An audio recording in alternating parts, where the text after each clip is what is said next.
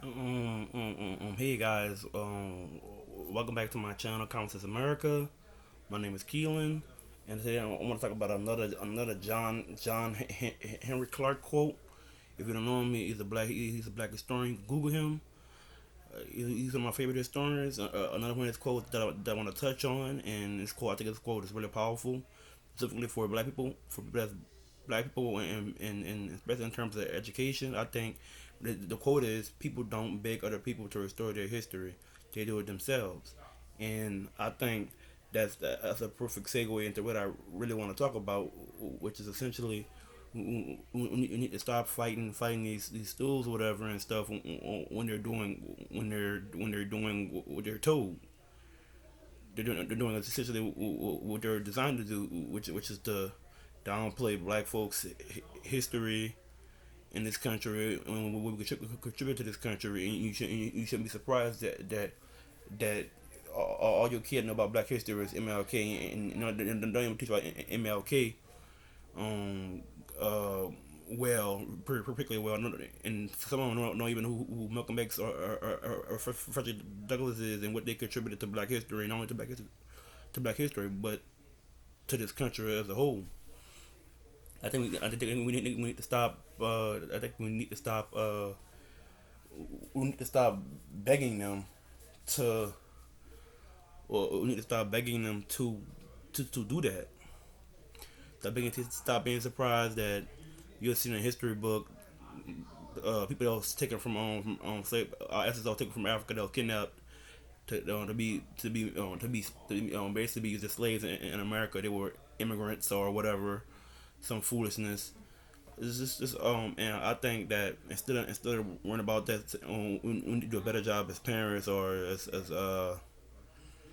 in my particular case as a older cousin, older sibling, try to educate, trying to make sure our little ones in the younger generation know about Black history, and we teach them well, and we inform them, so we get them the tools. So when they, because me personally, I think it's confidence also is that they can be able to hold their own. To come and discuss what Black contribute to Black history and know a well of facts. And I think that's a good thing. And that's basically like all I wanted to say about it. And I think that now I got one point I want one more point that I want to make. I think that one of the things that I particularly like about this quote is that I think it essentially tell that we need to stop relying on the state to educate our children about stuff we should be educating them, or our family about stuff we should be educating them about on our own, like using the public library while it's still available before they ban that. Uh, and basically, even getting more informed yourself about Black history, because a lot of things that a lot of things that I'm learning every day, and a lot of people also learn everything from media and from Black people out here, like doing the research. So I guess do the research, read. I'm actually reading a book right now about it's called separate but equal, and it talks about how that legal terminology which was decided in a Supreme Court case. It was Plessy versus Ferguson. It was basically used in how that Supreme Court case that inspired the legal doctrine, which was used to